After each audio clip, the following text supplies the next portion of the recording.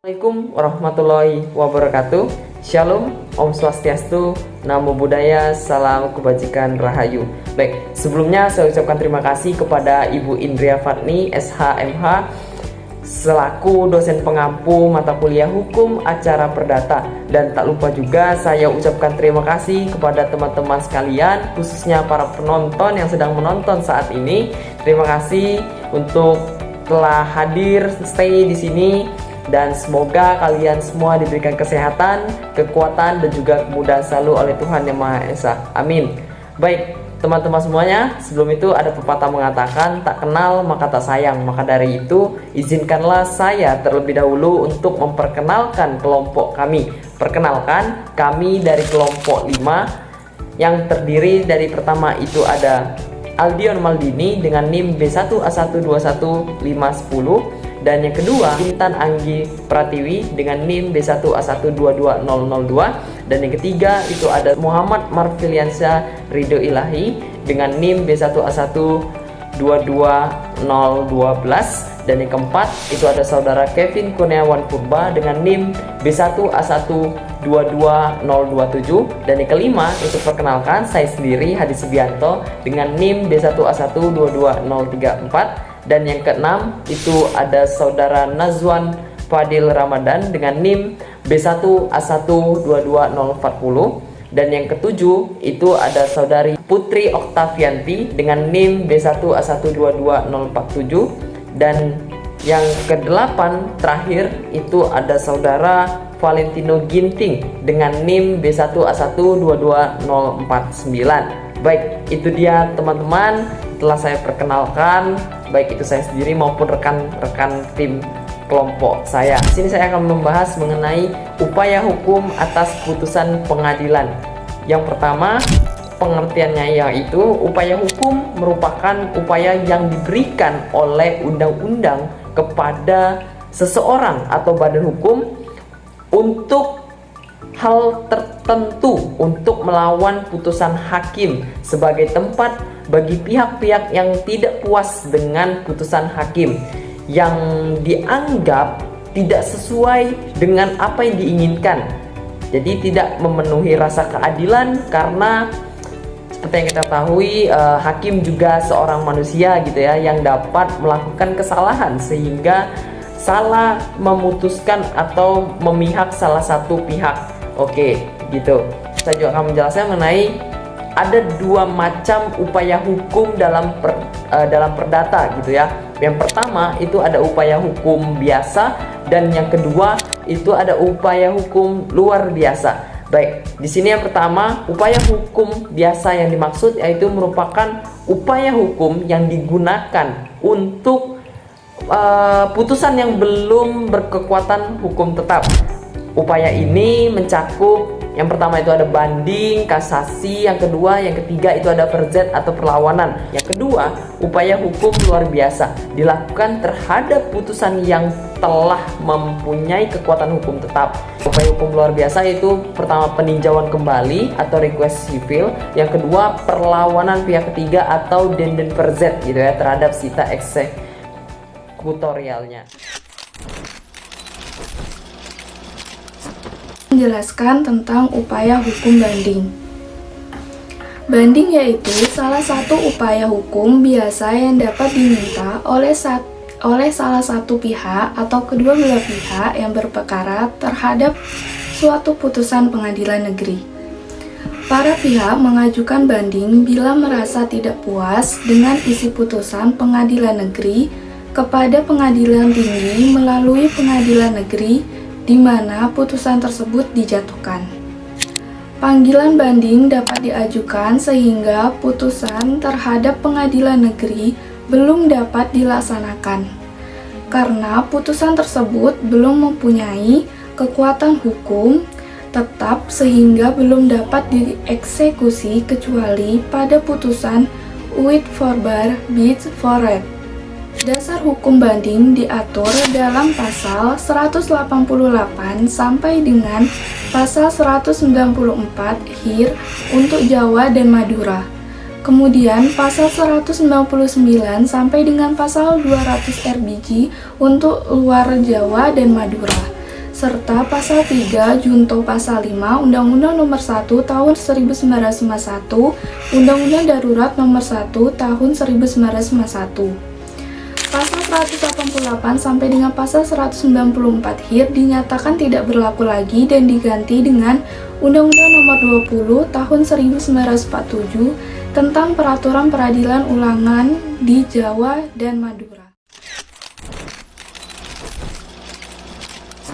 Pembahasan mengenai kasasi. Menurut Undang-Undang Nomor 5 Tahun 2004 tentang Mahkamah Agung, kasasi adalah pembatalan putusan atas penetapan pengadilan dari semua lingkungan peradilan dalam tingkat peradilan akhir. Putusan yang diajukan dalam putusan kasasi ini adalah putusan banding. Penggugat dan tergugat dapat mengajukan upaya hukum kasasi melalui Panitera Muda Perdata pada meja pertama di pengadilan negeri dalam waktu 14 hari kalender, terhitung keesokan harinya setelah putusan diucapkan atau diberitahukan kepada pihak yang tidak hadir. Prinsipnya, upaya hukum terakhir adalah kasasi. Putusan kasasi telah berkekuatan hukum tetap dan serta-merta bisa dieksekusi saat itu juga.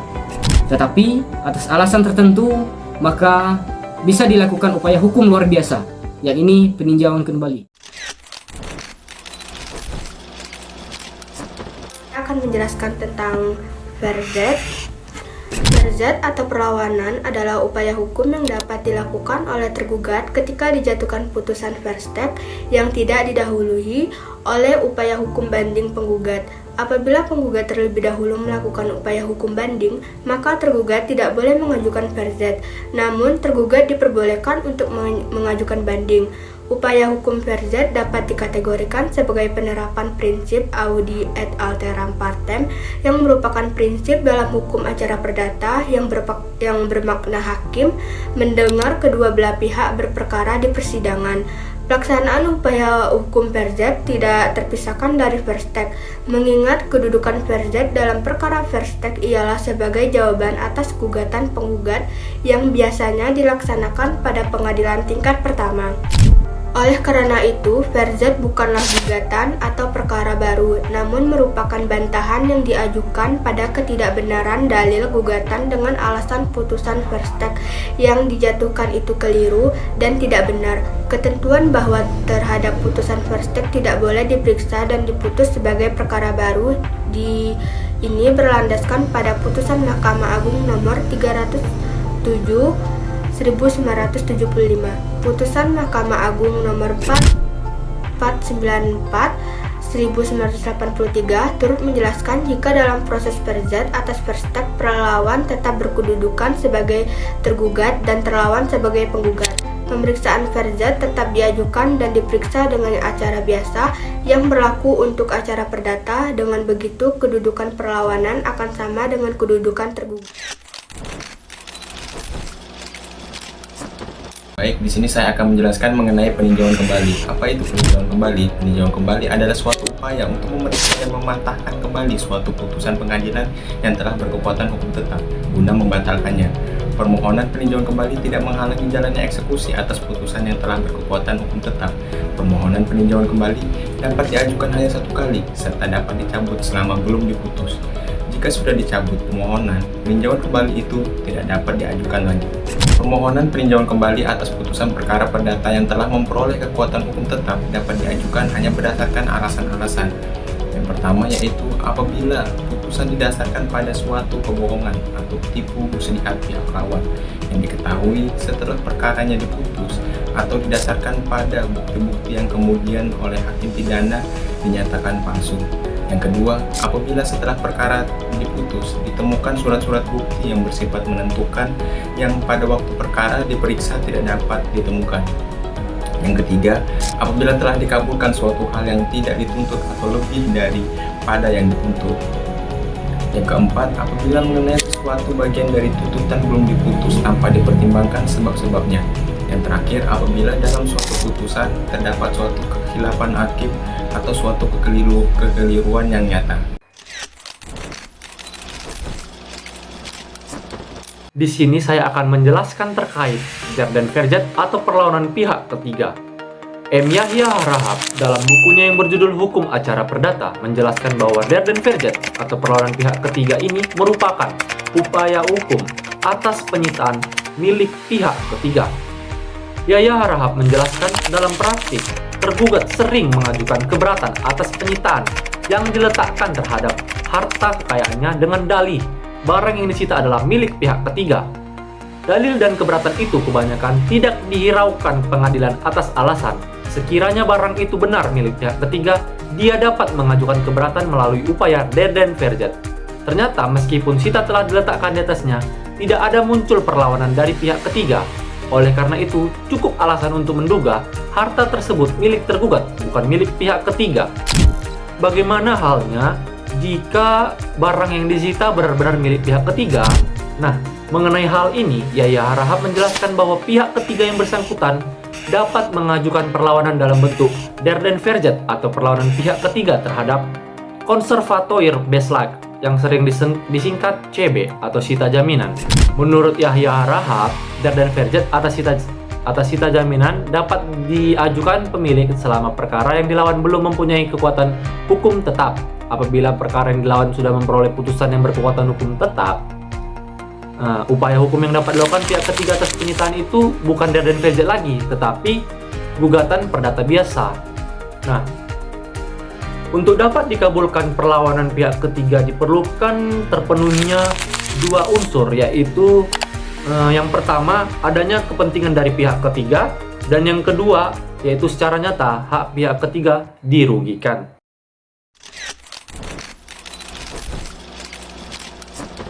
Di sini saya akan menyampaikan terkait langkah mengirim somasi dan negosiasi. Nah, yang pertama itu apa itu somasi? Yang dimana somasi adalah teguran atau peringatan tertulis yang diberikan oleh seseorang atau pengirim kepada pihak lain atau penerima agar memenuhi kewajibannya. Adapun tujuan somasi antara lain untuk memberikan kesempatan kepada pihak penerima untuk menyelesaikan masalah sebelum berlanjut ke proses hukum. Adapun langkah-langkah yang harus dipersiapkan untuk melakukan somasi antara lain persiapkan dokumen dan bukti.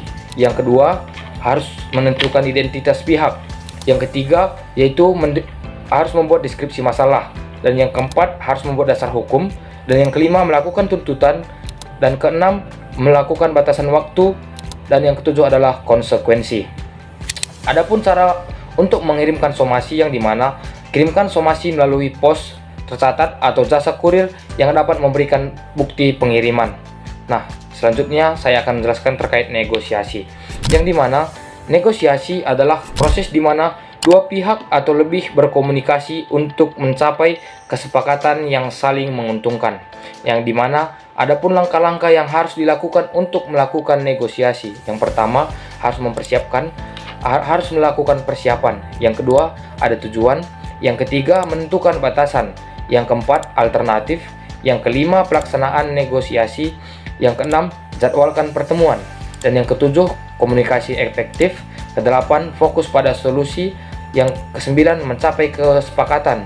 Dan yang kesepuluh, dokumentasi. Dan yang kesebelas, tindak lanjutan.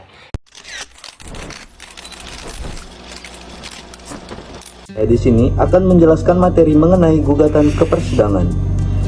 Gugatan ke persidangan adalah upaya hukum di mana seorang individu atau entitas membawa permasalahan mereka ke pengadilan untuk diselesaikan. Ini bisa berkaitan dengan pelanggaran kontrak, sengketa properti, perceraian, atau masalah lainnya. Prosesnya melibatkan pengajuan dokumen resmi yang memuat klaim atau tuntutan di pengadilan, diikuti dengan persidangan di mana kedua belah pihak dapat mempresentasikan argumen dan bukti mereka. Setelah mendengarkan semua bukti dan argumen, hakim atau juri akan membuat keputusan yang mengikat bagi kedua belah pihak. Dalam gugatan ke persidangan, pihak yang mengajukan klaim disebut penggugat, sedangkan pihak yang dituntut disebut tergugat. Gugatan harus diajukan dengan surat gugat yang ditandatangani oleh penggugat atau kuasanya yang sah dan ditujukan kepada pengadilan negeri. Penggugat yang tidak bisa menulis dapat mengajukan gugatannya secara lisan di hadapan ketua pengadilan negeri yang akan menyuruh mencatat gugatan tersebut sesuai dengan pasal 120 HIR. Baiklah, sekian materi yang dapat saya sampaikan dan sekian presentasi yang dapat kelompok kami sajikan. Wabillahi taufik walhidayah. Wassalamualaikum warahmatullahi wabarakatuh.